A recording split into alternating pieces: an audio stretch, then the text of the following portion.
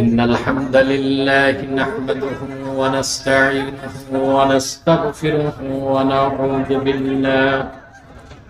ونعوذ بالله من شرور أنفسنا ومن سيئات أعمالنا من يهده الله فلا مضل له ومن يضلله فلا هادي له ونشهد أن لا إله إلا الله وحده لا شريك له ونشهد أن سيدنا وحبيبنا ومولانا محمدا عبد الله ورسوله صلى الله عليه وعلى آله وصحبه وسلم الذي أكمل الله به قصر النبوة أي ختم الله به النبوة وحكم أن لا نبي بعده وأعلن في القرآن بالبرهان أن محمدا صلى الله عليه وسلم خاتم النبيين والمرسلين الذي أرسله بالحق بشيرا ونذيرا وداعيا إلى الله بإذنه وسراجا منيرا فقد قال الله تعالى في كلامه المجيد والفرقان الحميد أعوذ بالله من الشيطان الرجيم بسم الله الرحمن الرحيم هدى للمتقين صدق الله العظيم وصدق رسوله النبي الكريم ونحن على ذلك من الشاهدين والشاكرين والحمد لله رب العالمين إن الله وملائكته يصلون على النبي يا أيها الذين آمنوا صلوا عليه وسلموا تسليما اللهم صل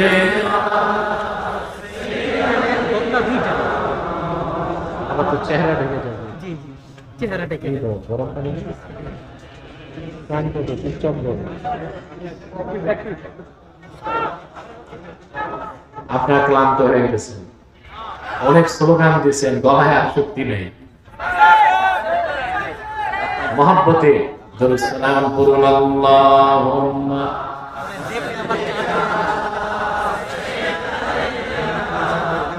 মাওলানা মুহাম্মদ ওয়া আলা আলিহি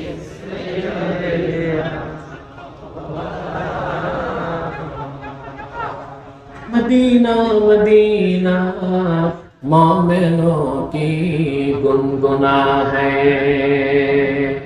दीदारे मदीना आशिकों की तमन्ना है अल्लाहुम्मा सल्ली अला सय्यिदिना وعلى آل سيدنا مولانا محمد رسول الله صلى الله عليه وسلم ختم الله به النبوة وحكم لا نبي بعده بلغ العلا بكماله حسنت جميع خصاله صلوا عليه وآله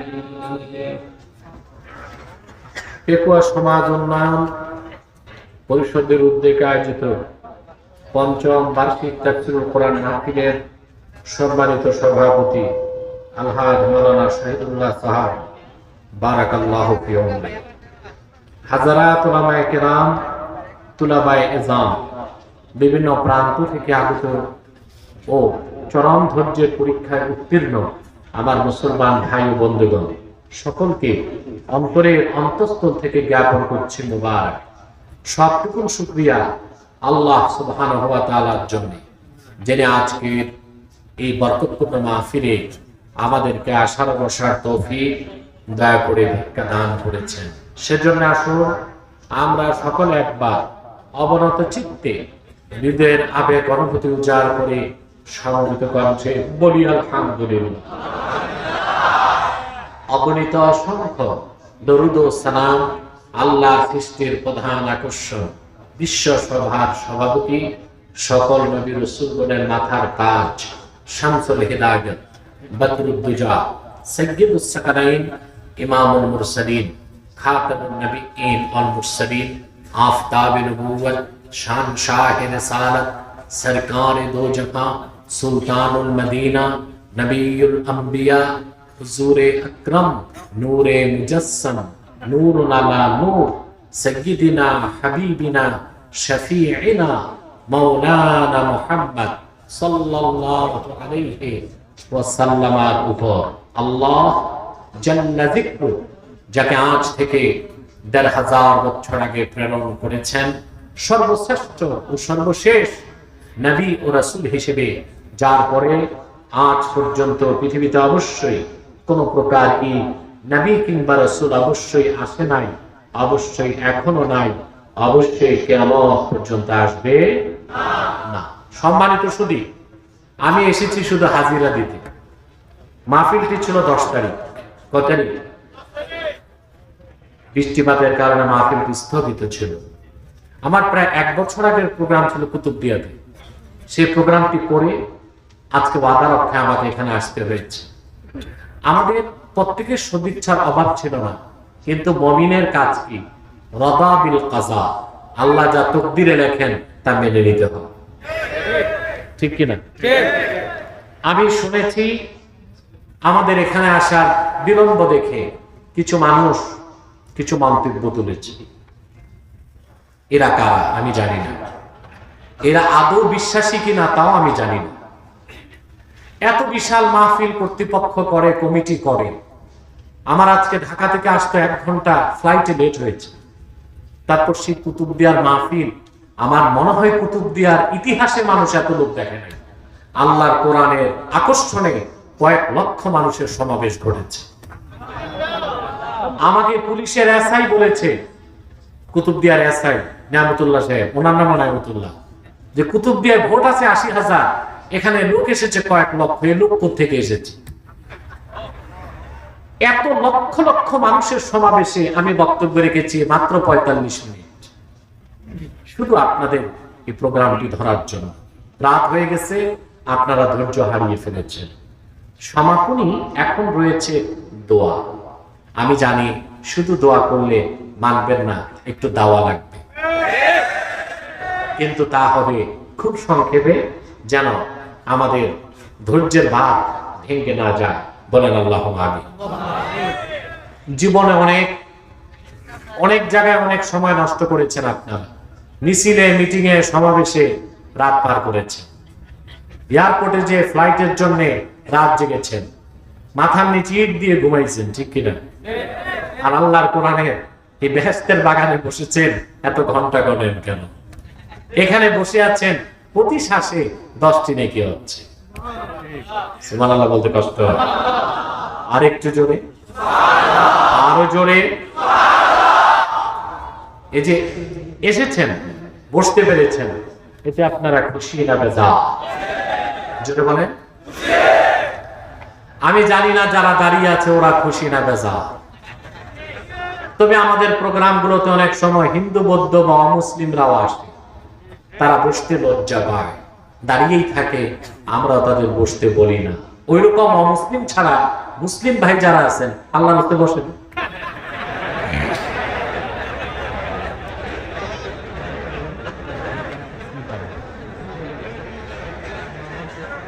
তবে তবে ওইটাই দাও, তবে যাদের জিন্সের প্যান্ট তারা বসেন না। কারণ আমি বুঝি না জিন্সের প্যান্ট যারা পরে যুবকরা, এটা কি পা দিয়ে সেলাই করছে না সেলাই করার পর পা দিচ্ছে, এটা বুঝি না। ওদেরকে বসতে বললে বিপদ আছে, চিটেন ফাঁক, ওরা ছাড়া বাকিরা বসে যান। আমি খুব সংক্ষেপে কিছু আজকে বিদায়ী নসিহত, আপনারা তো অনেক বক্তার কথা শুনেছেন, ঠিক কিনা? কি মেসেজ নিয়ে বাড়ি যাবেন? একটা মেসেজ নিয়ে তো যেতে হবে, কথা বলে সে মেসেজটা দিয়ে আমি মুনাজাত করে দিচ্ছি। একটি মেসেজ দিচ্ছি, লক্ষ লক্ষ টাকা খরচ করে এ মাহফিল করার অর্থ কি? প্রশ্ন আসেন, বলেন। এখানে কয়েক লক্ষ লক্ষ টাকা খরচ হয়েছে আজকের মাহফিলে। তারপরে রাত এখন প্রায় 12:30 পার হয়ে গেছে, হাজার হাজার লোক এখনো বসে আছে। যেখানে আমার আসার কথা 8:30টায়, ওখানে 4 ঘন্টা পরে এসেছে। বসে আছেন আল্লাহর পবিত্র সত্তার কসম, কোন ব্যক্তির আকর্ষণে নয়, এই কোরআনকে ভালোবেসে। আজ বাংলাদেশে 17,46,00,000 মানুষ, ভোটার আছে 11 কোটি, আর 18 থেকে 35 বছর বয়স এইরকম টকবগে যুবক তরুণ আছে 3 কোটি। কত? 3 কোটি। আবার বলছে পরিসংখ্যান, বাংলাদেশে মানুষ আছে 17,46,00,000। আর ভোটার আছে কত? একটু জোরে বলেন। 11 কোটি। আর একদম টকবগে তরুণ 3 কোটি, যাদের বয়স 18 থেকে 35। অবাক হবেন যে যারা সমাজ বিজ্ঞানী তাদের মতে এই 3 কোটি যুবকের মধ্যে যারা মুসলিম তারা প্রত্যেকেই কোরআনমুখী হয়ে যাচ্ছে। সুবহানাল্লাহ।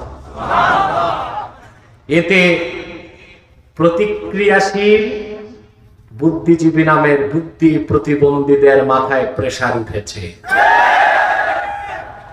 তারা এখন বলতেছে মাহফিল করে আমরা নাকি ধর্মান্ধ বানাই। বলছে না এক নেতা? আরে বলছে কিনা বলে, যে আলেমরা মাহফিল করে মানুষকে ধর্মান্ধ বানায়। তার দুঃখ, আউল ফাউল বাউলদের দিন শেষ, এখন আর পালা গান হয় না, কনসার্ট হয় না। সাউন্ড ঠিক করো, মাইক ম্যান, এটাকে সেটেল করো সাউন্ড। এটা বাড়ে কমে কেন? একরকম রাখো, আওয়াজ ডবল হবে না, ইকো থাকবে না, ডিলে বা রিভার্ব থাকতে পারে, ইকো থাকবে না। এখন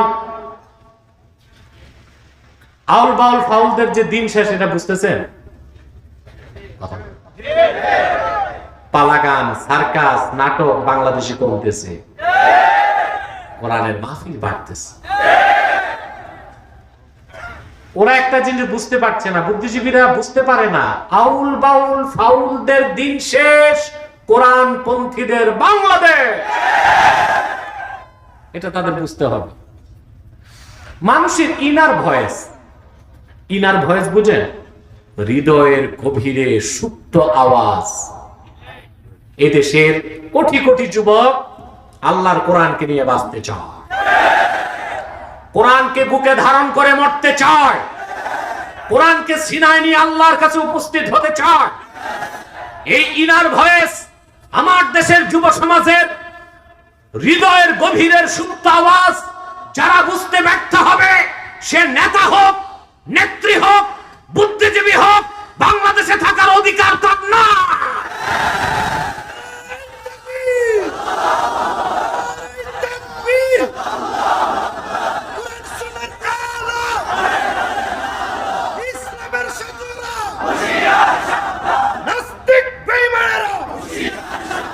বিশ্বের মুসলিম আমার প্রিয় ভাই বন্ধুগণ, বাংলাদেশে নাস্তিকদের আস্ফালন যত বেশি হোক, বাংলার মাটি কোরআনপন্থীদের ঘাঁটি। ইসলামকে চ্যালেঞ্জ যারা করে, দেশেও তাদের জায়গা হয় না, দলেও তাদের জায়গা হয় না। যে পশ্চিমাদের গোলামি করে, তাদের দেশেও জায়গা হয় না। দেখছেন?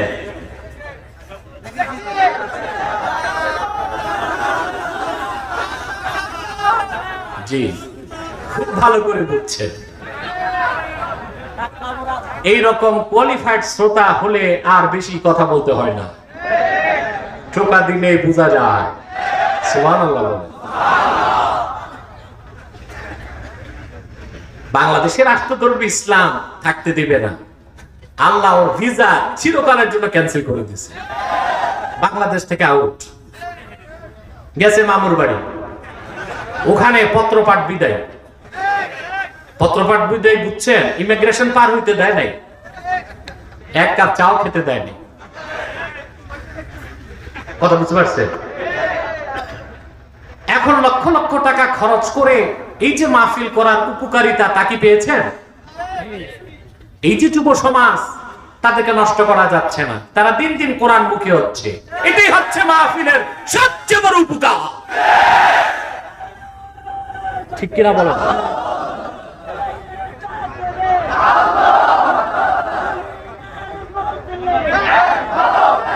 সেজন্য আমি এই হাজার হাজার জনতার পক্ষ থেকে বাংলাদেশের অভিভাবক ও নীতি নির্ধারকদেরকে অনুরোধ করছি, অমিক্রণের অজুহাতে বাংলাদেশে মাহফিল বন্ধ করবেন না।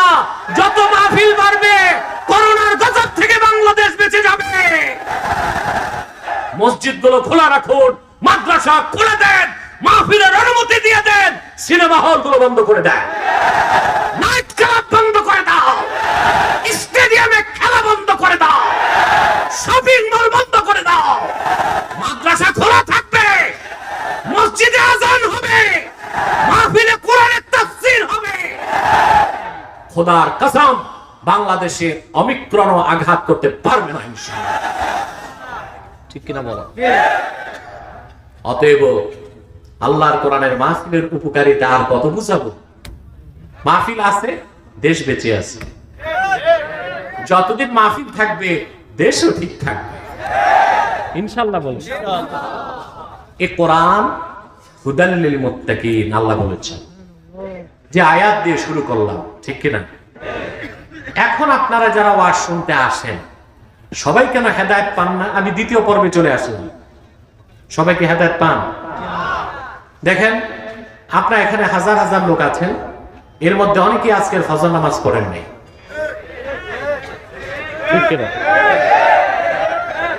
আজকে জোহর পড়ে নাই, এমন আছে আসরও পড়ে নাই, মাগরিবও পড়ে নাই, এশাও পড়ে নাই, নিয়ত পোক্ত কালকে ফজরও পড়বে না, কিন্তু ওয়াজ শুনবে সারা রাত।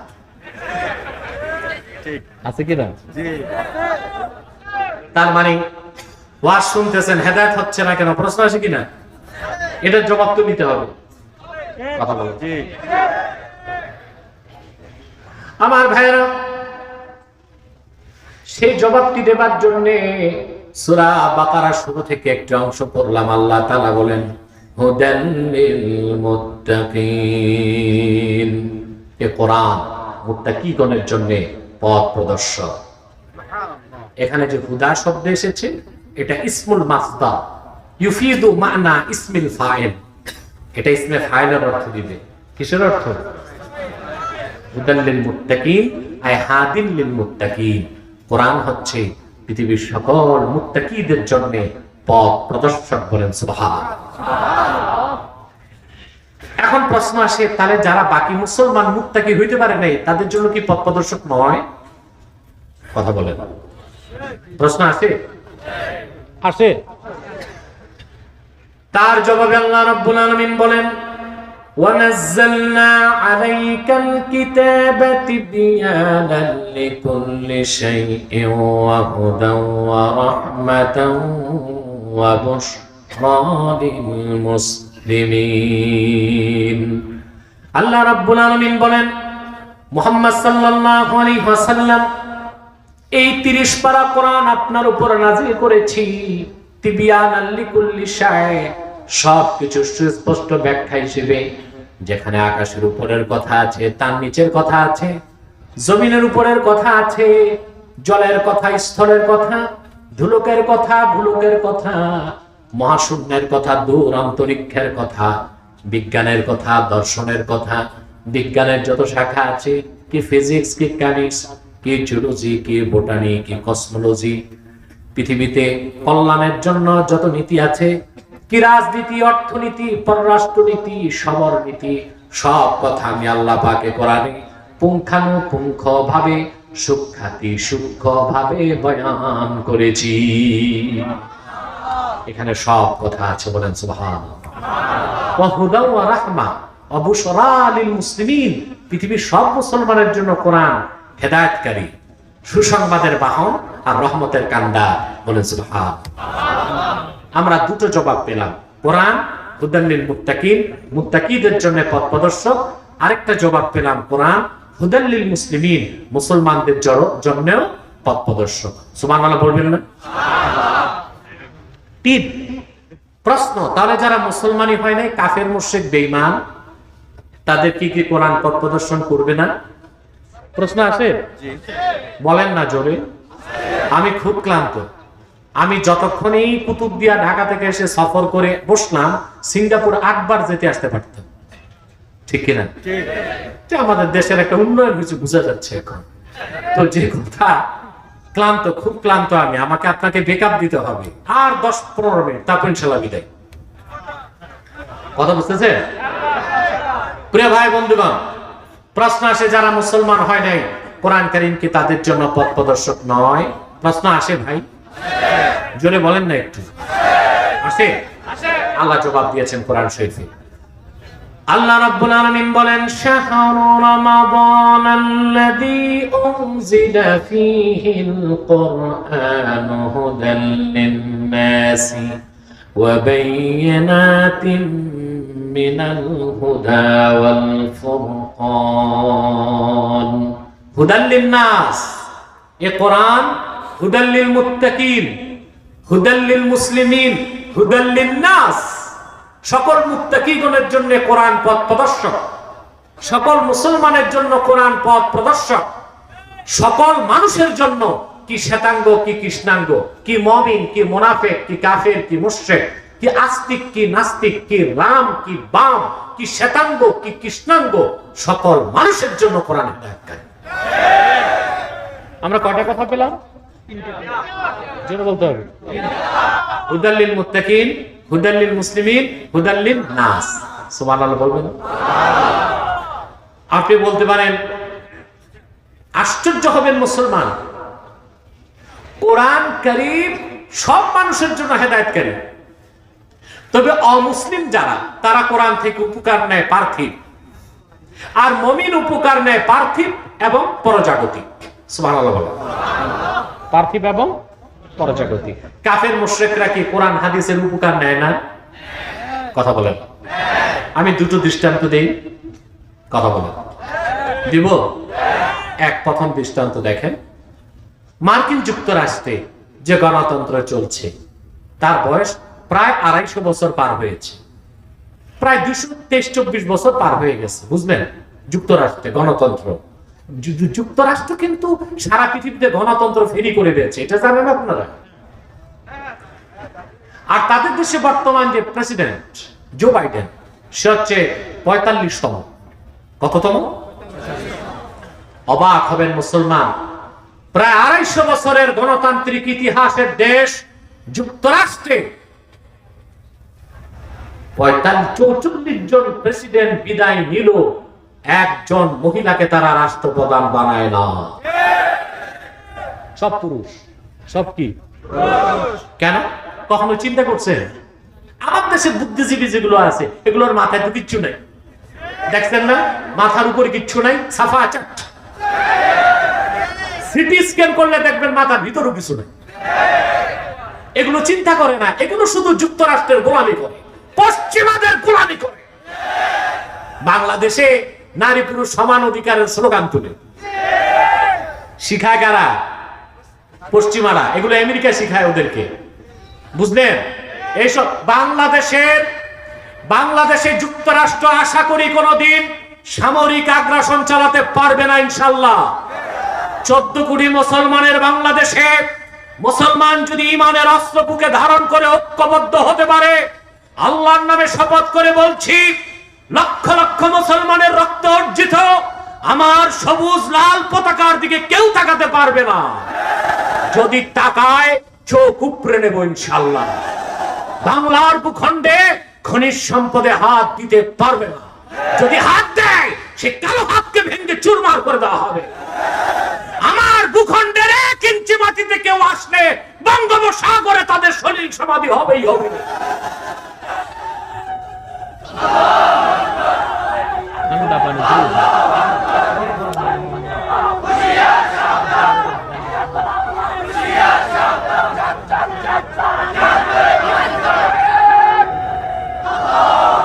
আমার মুসলমান ভাই বন্ধুগণ, আমেরিকা বাংলাদেশে করতেছে কালচারাল অ্যাটাক, সাংস্কৃতিক আগ্রাসন। কি করতেছে? সামরিক আগ্রাসনের ক্ষমতা সাহস আমেরিকারও নাই, আর এখন তো আরো নাই। মধ্য এশিয়াতে তালেবান এমন থেরাপি দিচ্ছে, থেরাপির চোটে ওর পররাষ্ট্রনীতিগিরি, ওর পরাশক্তি এখন নেওয়া হয়েছে ধরাশক্তি। ঠিক কিনা? 1 টাকা 2 টাকা। বিশেষজ্ঞগণ বলেছেন তার আফগানিস্তানে যুদ্ধে ব্যয় হয়েছে 19 বছরে $2.26 ট্রিলিয়ন।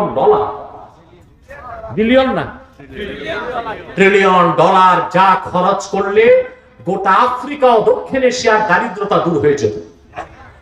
এত টাকা খরচ করছে। তারপর নির্ধারিত সময়ের আগেই ছেড়ে দে মা কেঁদে বাঁচি, ওদের অস্ত্র শস্ত্র ফিরে ভাগছে। এখন আর ক্ষমতা নাই কোনো মুসলিম রাষ্ট্রে আঘাত করবে ইনশাল্লাহ, যদি আমরা মুসলমান ঐক্যবদ্ধ থাকতে পারি। আর ভারত এ তো 3 নম্বর রাষ্ট্র, 3rd ক্লাস কান্ট্রি। এর কোনো ক্ষমতা নেই বাংলাদেশের দিকে চোখ দিবে যদি আমার দেশের ভিতর থেকে গাদ্দারি কেউ না করে। ওরা আঘাতটা কি করতেছে? কালচারাল অ্যাটাক, সাংস্কৃতিক আগ্রাসন। আমেরিকা, পত্তলিকরা, ইহুদিবাদীরা, জায়নবাদীরা বাংলাদেশে যুব সমাজকে সাংস্কৃতিক ভাবে বিধর্মী বানাবার জন্য চালু করেছে পহেলা বৈশাখের মতো বেহায়াপনা, চালু করেছে 31st নাইট, চালু করেছে ভ্যালেন্টাইন্স ডে, চালু করেছে নারী পুরুষের সমান অধিকার। যুবকরা আল্লাহর কোরআনকে বুকে ধরে দাঁড়িয়ে যাও, অপসংস্কৃতির মোকাবেলা করার জন্য প্রস্তুতি।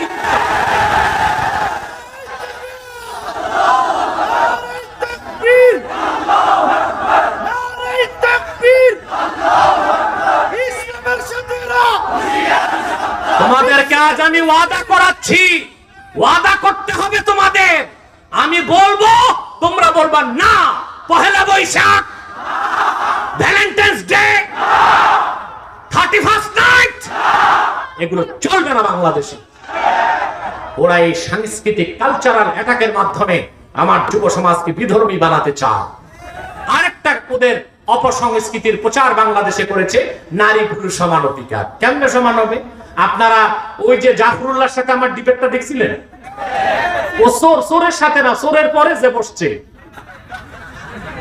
দেখছেন? হ্যাঁ, ওখানে প্রায় 2.5 ঘন্টার ডিবেটে ভদ্রলোক পরাজয় বরণ করে নিয়েছে। আমি সেখানে যথেষ্ট সায়েন্টিফিক থিসিস উপস্থাপন করেছি। সৃষ্টিগতভাবেই তো আল্লাহ তাআলা পুরুষ আর নারীর মধ্যে 25টা পার্থক্য রাখছেন, ফিজিক্যাল, সাইকোলজিক্যাল, সায়েন্টিফিক। অতএব তুমি কেমনে নারী পুরুষ সমান করবা?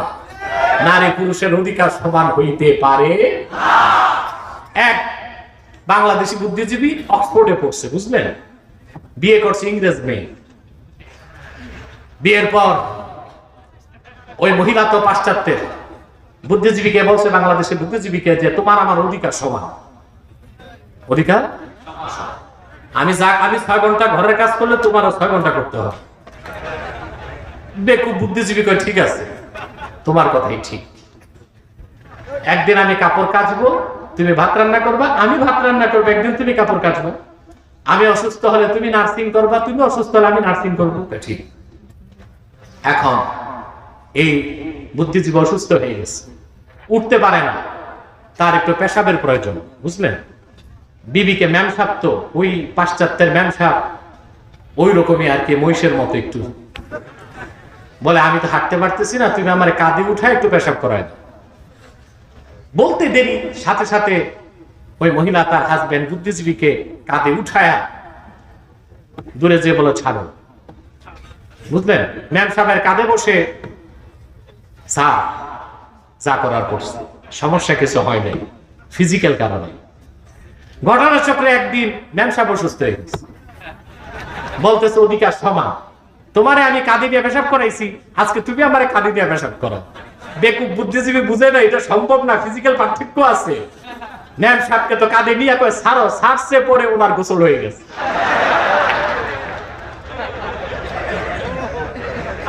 বাংলাদেশে যারা নারী পুরুষের সমান অধিকার চায়, ওরা এইরকম সমান অধিকার চায়। ইসলাম নারীকে ন্যায্য অধিকার দিয়েছে, পুরুষকে ন্যায্য অধিকার দিয়েছে। আসুন ফিরে যায় মার্কিন যুক্তরাষ্ট্রের প্রসঙ্গে। 224 বছর, 22 বছর, প্রায় 250 বছর পার হয়ে গেল, 40 জনের উপর প্রেসিডেন্টকে ক্ষমতায় বসালো, একজন নারীকে রাষ্ট্র ক্ষমতায় বসায় নাই। আর ওরাই কেনা নারী পুরুষের সমান অধিকারের ধোয়া তুলে। কেন বসায় নাই?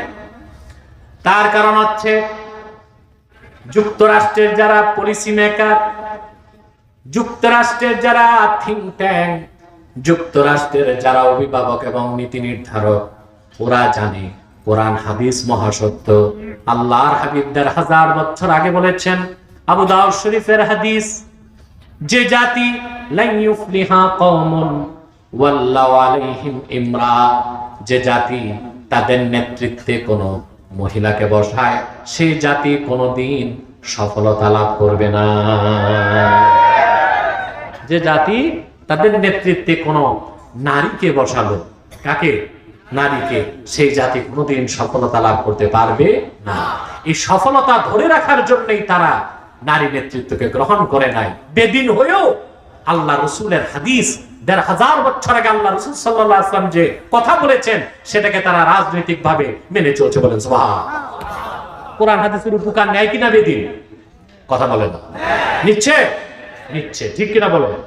আসেন, বিয়ে, আমরা বিয়ে করি, অমুসলিমরা কি বিয়ে করে না? কেন করে? প্রশ্ন আসে না? বলবেন ওদের ধর্ম তো বিয়ে আছে না। ওদের ধর্মে যে বিয়ে আছে, ওই বিয়ে করতে গেলে ফাঁসি দিতে হবে। কিরকম? আমি একটা উদাহরণ দিচ্ছি। হিন্দু ধর্মে ধর্মগ্রন্থে এসেছে যে তাদের অনেক দেবতা, 2000, 3000, এক দেবতার নাম এসছে, 16,000-এর উপর বিয়ে করছে। কত? 16,000। এখন হিন্দু ধর্মের লোক যদি তাদের দেব দেবীদের আদর্শ মানতে যায়, এক একজন হিন্দুকে কমসে কম কয়েক হাজার করে বউ রাখতে হবে। এটা কি সম্ভব? বৌদ্ধ, তাদের যে ব্যক্তি ছিল ধর্ম প্রণেতা, বুঝলেন, গৌতম বুদ্ধ, তার ব্যাপারে এসেছে বিয়ে করেছিল সে ভাসর রাতের আগে পাগল ছাগল হয়ে জঙ্গলে চলে গেছে। তাহলে বৌদ্ধ ধর্মের আদর্শ মেনে বিয়ে করতে গেলে বিয়ে করা যাবে, ভাসর রাত করা যাবে। খ্রিস্টান, তারা যদি বিয়ে করতে যায় ঈসা নবীর দর্শন মেনে, জীবনে ওদের কপালে বিয়ে নাই, কারণ ওদের মতে ঈসা আলাইহিস সালাম বিয়েই করেন নাই। এটা আমাদের মতো, তিনি বিয়ে করেন নাই, বিয়ে ছাড়াই আকাশে উঠছেন, আবার আকাশ থেকে নামবেন, তখন বিয়ে করবেন। তাহলে ধর্মের আদর্শ মানতে গেলে বিয়ের সুযোগ নাই।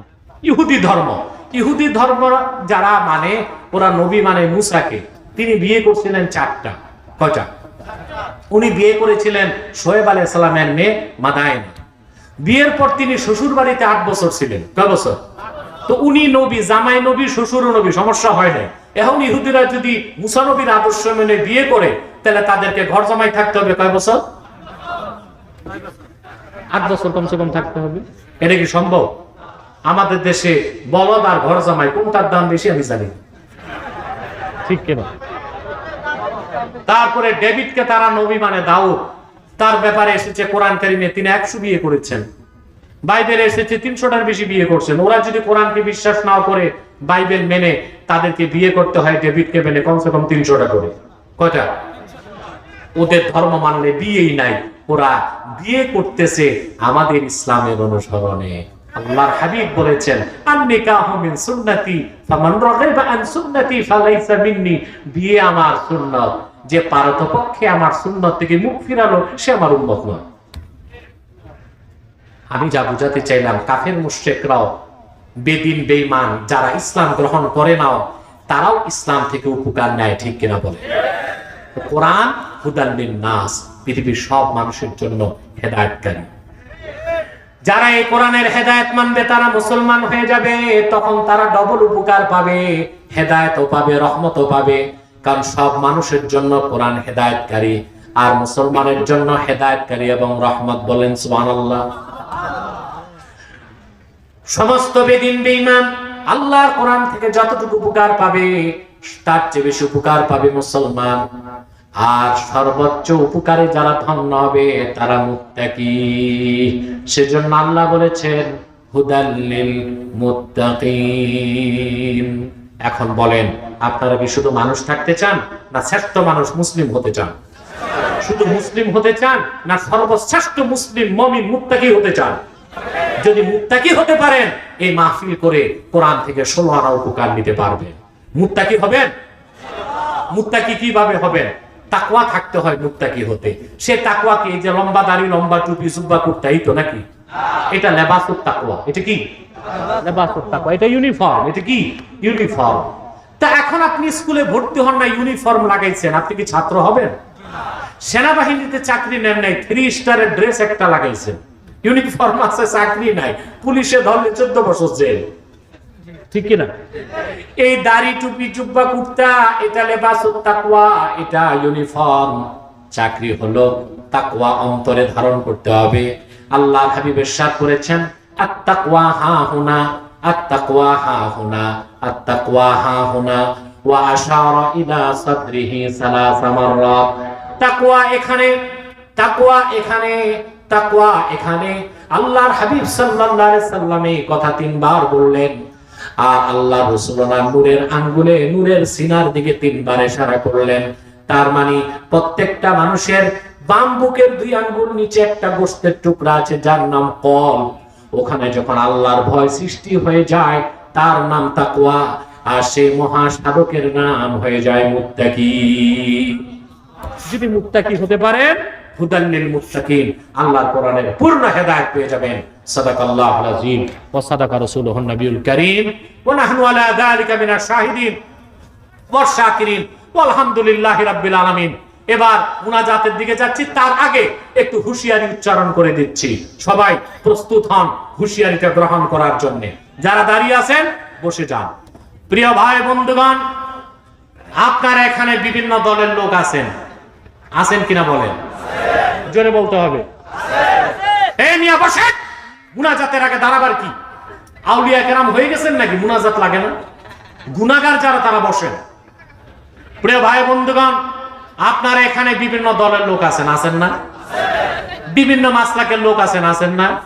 এখানে আলিয়া মাদ্রাসার লোক আছে, কওমি মাদ্রাসার লোক আছে, বিভিন্ন পীরের মুরিদ আছে, আওয়ামী লীগ, বিএনপি, জাতীয় পার্টি, জামাত, সব দলের লোক আছে, আছে কিনা? আপনারা এখানে কোনো দ্বন্দ্ব, সংঘাত, মতভেদ আছে? কেন নাই? দলীয় পরিচয় নাই। এখানে একটাই পরিচয়, আমরা মুসলমান। আমি আপনাদের করজোড়ে অনুরোধ করে যাচ্ছি, ইসলামের সুমহান স্বার্থ রক্ষায়, মুসলমানের মৌলিক দাবি আদায়ে, আর বাংলাদেশের স্বাধীনতা, সার্বভৌমত্ব রক্ষায় সকল পীরের মুরিদ, সকল মাসলাকের অনুসারী, সকল রাজনৈতিক দলের কর্মী, সকল মাদ্রাসার ছাত্রকে ঐক্যবদ্ধ হতেই হবে। কয়টা ইস্যু? 3। ইসলাম, মুসলমান, বাংলাদেশ। ইসলাম, মুসলমান, এই সামনে জায়গা দাও। আলহামদুলিল্লাহ, চুনতি শাহ সাহেব রহমতুল্লাহ বড় নাতি আজাদ ভাই এসেছেন। আলহামদুলিল্লাহ। বলেন, নাজাদ ভাই আসছে নাকি? আচ্ছা, নাজাদ ভাই আসছেন, অনেক কষ্ট করে এসেছেন। আপনাদের কিসমত ভালো, আল্লাহর ওলির আওলাদ অনেককেই পেয়েছেন। আলহামদুলিল্লাহ। বলেন, কয়টা ইস্যুতে এক হবেন? ইসলাম, মুসলমান, স্বাধীন বাংলাদেশ। পারবেন না? আমি আপনাদের হুঁশিয়ারি উচ্চারণ করে দিচ্ছি, ইসলামের সুমহান স্বার্থের বিরুদ্ধে, মুসলমানদের সমস্ত অধিকারকে, মুসলমানদের অধিকারের বিরুদ্ধে, বাংলাদেশের স্বাধীনতা সার্বভৌমত্বের বিপক্ষে বাংলাদেশে দুইটি অমুসলিম সম্প্রদায় চক্রান্ত করে যাচ্ছে। তাদেরকে নির্মূল করার জন্য সকল দলের মুসলমানকে ঐক্যবদ্ধ হইতে হবে। প্রথম যে মুসলিম সম্প্রদায়টি চক্রান্ত করে যাচ্ছে সেটা হলো কুখ্যাত কাদিয়ানী সম্প্রদায়। নিঃসন্দেহে তারা কাফের এবং অমুসলিম। তাদেরকে যারা কাফের বলবে না তারাও কাফের, কারণ তারা আল্লাহর আখিরি নবী মুহাম্মদ সাল্লাল্লাহু আলাইহি সাল্লামকে আল্লাহর শেষ নবী হিসেবে বিশ্বাস করে না। চিল্লায় বলেন নাউজুবিল্লাহ। এই জন্য তারা কি? চিল্লায় বলেন তারা কি? তাদেরকে যারা কাফের বলবে না তারা কি? বাংলাদেশে তারা গভীর চক্রান্ত করে যাচ্ছে। এই যে গাধানি নাম শুনেন না? গাধানি, গাধানি নাম শুনেন না? গাধানি, এই গাধানিকের অধিকাংশই কাদিয়ানি। বুঝতে পারছেন? এদের কাজই হচ্ছে ইসলাম, মুসলমান আর বাংলাদেশের স্বাধীনতার বিরুদ্ধে চক্রান্ত করে ভারতের কাছ থেকে দালালির পয়সা নেওয়া। এই হচ্ছে তাদের কাজ। তো এই কাদিয়ানিরাও মুসলিম এবং কাফের। তাদের আকীদা জঘন্য। তারা বিশ্বাস করে যে 1857 সালে কোরআন শরীফ বাজেয়াপ্ত হয়ে গেছে। তারা মনে করে মদ এবং শূকরের গোশত হালাল। তাদের বিশ্বাস ইংরেজদের তাবেদারি করা ফরজ, ইংরেজদের তাবেদারি না করা কুফরি, যারা করবে না তারা মুরতাদ। এই জন্য কাদিয়ানীরা শুধু কাফের না, ইহুদি খ্রিস্টানদের থেকেও জঘন্যতম কাফের। তারা মানুষকে ধোঁকা দিতে মুসলমানদের মতো দাড়ি রাখে, টুপি লাগায়, মুসলমানদের মতো নাম রাখে। তাই বলি কি তারা মুসলমান হবে?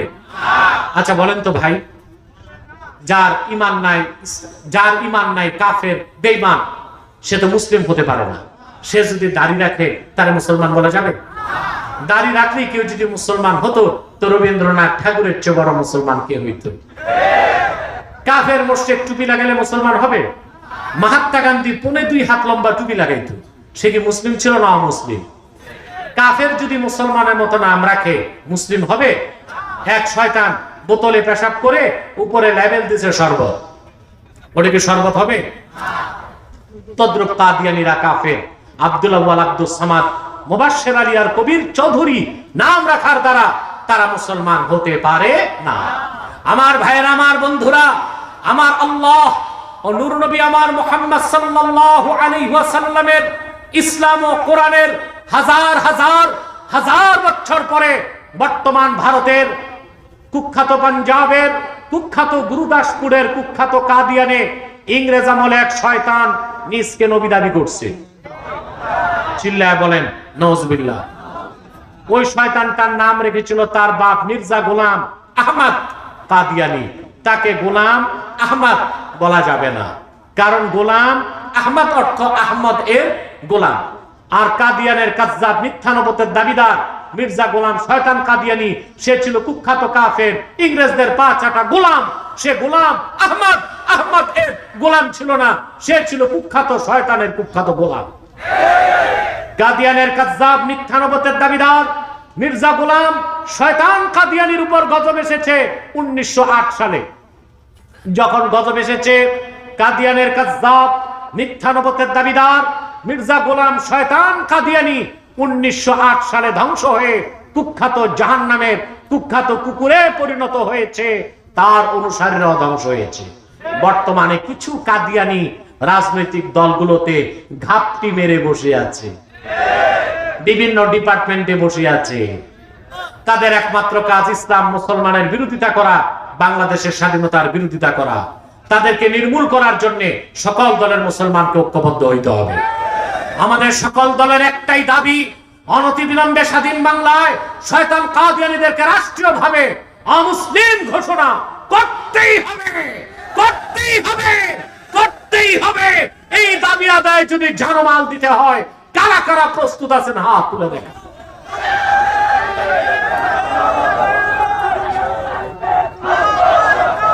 প্রিয় ভাই বন্ধুগণ, এই শয়তানরা নিজেদের নাম পরিবর্তন করে করে মিথ্যা পরিচয় দেয়। কখনো নিজেদের পরিচয় দেয় আহমদী জামাত, কখনো বলে আহমদিয়া জামাত, কখনো বলে আহমদী সম্প্রদায়, কখনো বলে আহমদিয়া সম্প্রদায়, কখনো বলে আহমদি মুসলিম জামাত, কখনো বলে আহমদিয়া মুসলিম জামাত। সাবধান, যত কাদিয়ানি ছিল আছে থাকবে, তারা কেউ আহমদি জামাত নয়, আহমদিয়া জামাত নয়, আহমদি সম্প্রদায় নয়, আহমদিয়া সম্প্রদায় নয়, আহমদি মুসলিম জামাত নয়, আহমদিয়া মুসলিম জামাত নয়। তারা শয়তানি জামাত, কুখ্যাত জাহান্নামের কুখ্যাত কুকুরের দল।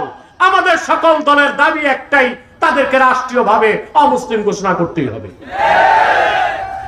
তাদের পণ্যদ্রব্য ধরবেন না, কিনবেন না, বেচবেন না, মনে থাকবে? প্রাণ, সিজান, আরএফএল, প্রথম আলো, ডেইলি স্টার, কালের কণ্ঠ, এগুলো তাদের। এগুলো ধরবেন না, কিনবেন না, বেচবেন না, মনে থাকবে? আরেকটি অমুসলিম সম্প্রদায়, ইসলাম মুসলমান ও বাংলাদেশের স্বাধীনতার বিরুদ্ধে কাজ করে যাচ্ছে, তারা হলো ইসাই তরিকা। এটা খ্রিস্টানদের একটা গোপন দল। এদের নাম ইসাই তরিকা ভুক্ত মুসলমান, আসলেই তারা খ্রিস্টান। তারা আপনাদের এখানে জুলা হাজরা, তারপরে টেকনাফ, উখিয়া, এসব এলাকায় মানুষকে খ্রিস্টান বানাচ্ছে, উপজাতিদের মধ্যে কাজ করছে। বর্তমানে তাদের সংখ্যা বাংলাদেশে 9.5 লক্ষ পার হয়ে গেছে। এই খ্রিস্টানদের প্ল্যান হচ্ছে পার্বত্য চট্টগ্রামকে বিচ্ছিন্ন করে একটি খ্রিস্টান রাষ্ট্র বানাবে। এক সাগর রক্তের বিনিময়ে তা হতে দেওয়া হবে না। সেজন্য খ্রিস্টান মিশনারির বিরুদ্ধেও আলেমদেরকে জবান খুলে কথা বলতে হবে। রাজি আছে? বিদায় বেলা আরেকটা বাতিল ফেরকার কথা বলি, এটার নাম হিজবুত তাওহীদ। এটা আরেক বাতিল ফেরকা, এটার থেকে সাবধান থাকবেন। এইটার টাকা আসে সরাসরি ইসরায়েল থেকে। আল্লাহ তাআলা আমাদেরকে সকল ধরনের ফিতনা থেকে বাঁচাক, বলুন আল্লাহুম্মা আমিন। আমি এখন মুনাজাত করছি। আমি এই কমিটির জন্য দোয়া চাই, বিশেষ করে আমার স্নেহের নেয়ামতুল্লাহ নেজামীর জন্য দোয়া চাই, যে অক্লান্ত পরিশ্রম করেছে, আর্থিকভাবে এগিয়ে এসেছে, আপনারাও সহযোগিতা করেছেন। কিন্তু মাহফিলটির দায়িত্ব পালন করতে যে অনেক নিন্দুকের নিন্দা, হিংসুকের হিংসা থেকে বরদাস্ত করতে হয়েছে। নেজামীকে বলবো, এগিয়ে যাও, তুমি, তোমার সাথে আল্লাহর রহমত থাকবে। তুমি সমাজ বিপ্লবের কাজ করে যাচ্ছ। নিন্দুকের নিন্দা, হিংসুকের হিংসা পরোয়া করার কোনো দরকার নাই। বিজয় তোমারই আসবে ইনশাআল্লাহ। আল্লাহ কবুল করুক, বলেন আল্লাহুম্মা আমিন, বলেন আল্লাহুম্মা আমিন। এবার আসেন দোয়া করি। 11 বার ইস্তেগফার করেন, ইস্তেগফার করেন 11 বার। যারা দাঁড়িয়ে আছেন দোয়ার আগে বসে যান।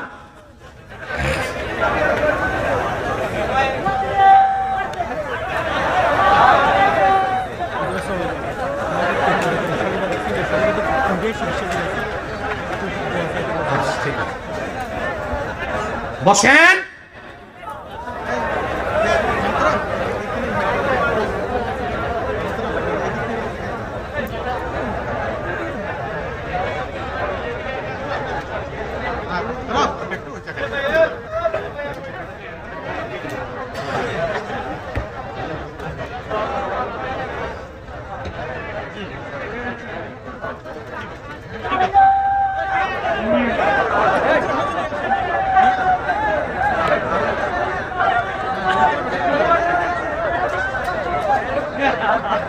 ইস্তেগফার করতে বলেছি, ইস্তেগফার করেন।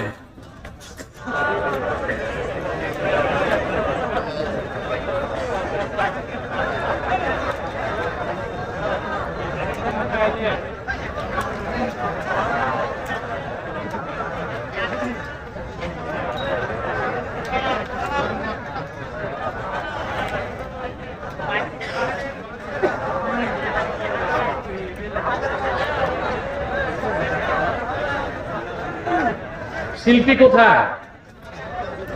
আর শিল্পী আছে নাকি? ইনশাআল্লাহ তোমরা যারা গজল শুনতে চাও, আমি যাওয়ার পর সুযোগ আছে, না যাবে ইনশাআল্লাহ শোনাবে তোমাদের। রব্বানা আতিনা ফিদ দুনিয়া হাসানাতাও ওয়া ফিল আখিরাতি হাসানাতাও ওয়া কিনা আযাবান নার।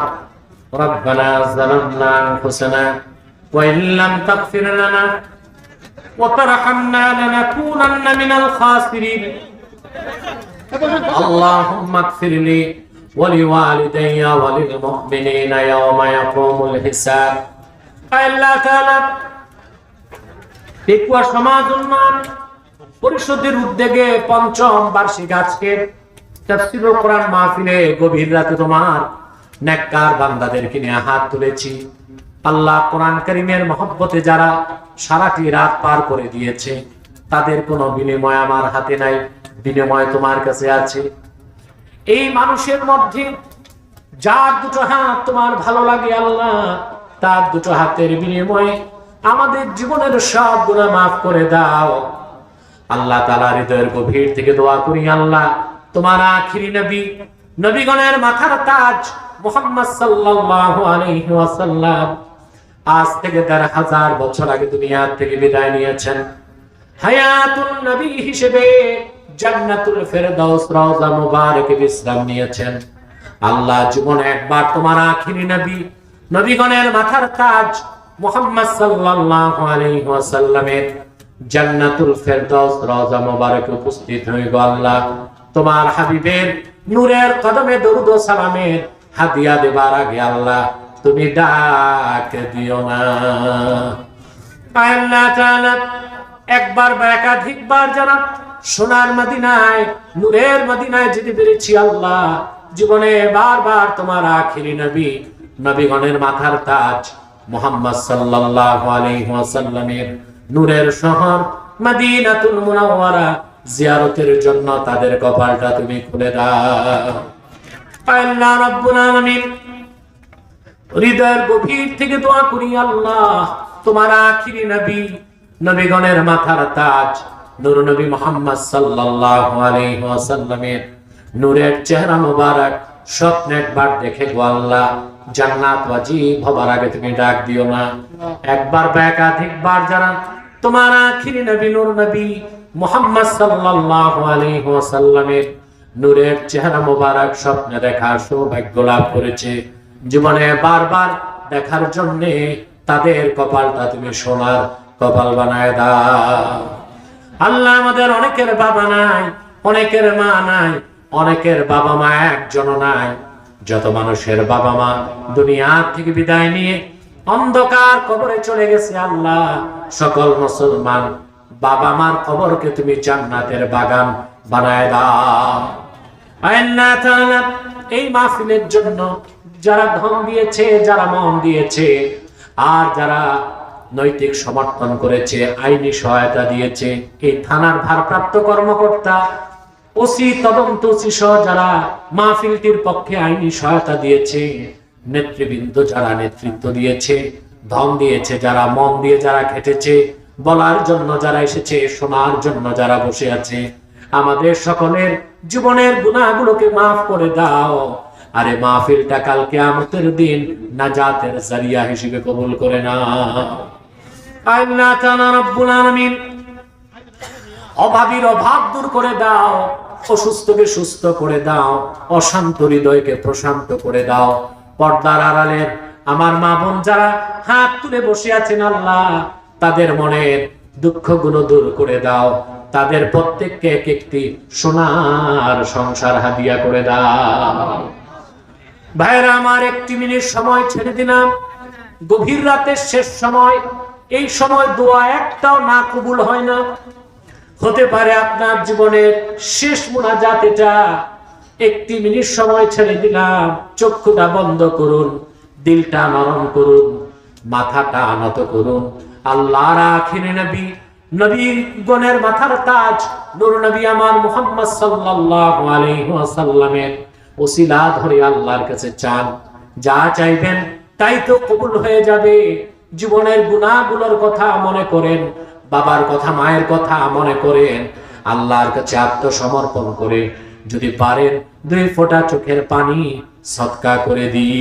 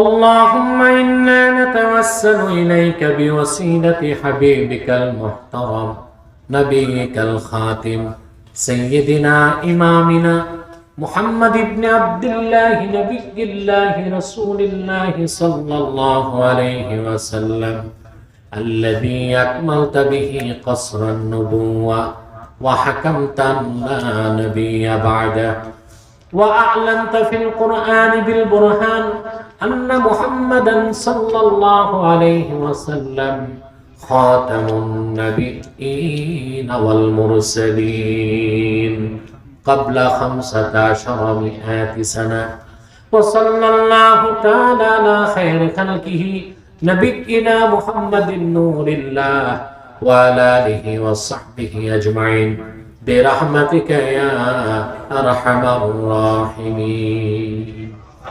السلام عليكم ورحمة الله تعالى وبركاته.